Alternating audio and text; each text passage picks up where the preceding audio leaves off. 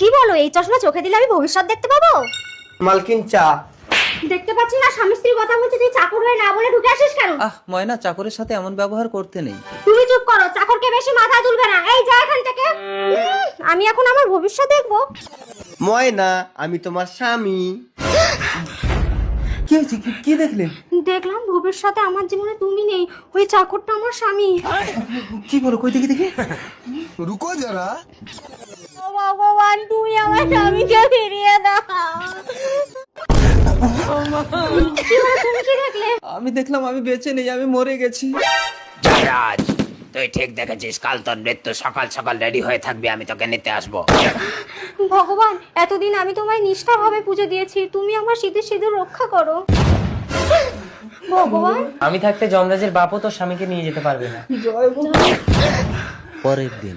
ভগবান, আজ আমার স্বামীর মৃত্যুদিন, তুমি আমার স্বামীকে বাঁচাও। ময়না, আমি মরিনি। চাকর, তোর এত বড় সাহস, তুই আমার স্বামী সাথে আমাকে জড়িয়ে ধরিস? আজ আমার স্বামীর মৃত্যুদিন, তাহলে আমার স্বামী কি মারা গেছে? স্বামী, স্বামী।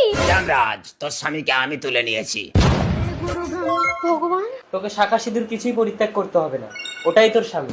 কি বলছো ভগবান? হ্যাঁ, যমরাজের হাত থেকে তোর স্বামীকে বাঁচানোর জন্য তোদের বাড়ির চাকরকে তোর স্বামীর রূপ দিয়েছি, আর তোর স্বামীকে চাকরের রূপ দিয়েছি। এ কি যমরাজ? না, আমি না। যমরাজ ওই চাকরকে তোর স্বামী ভেবে তুলে নিয়ে গেছে। ভগবান, তুমি আমার স্বামীর রূপ ফিরিয়ে দাও। যমরাজ যে রূপ নিয়ে চলে যায় তাকে আর ফিরিয়ে আনা যায় না।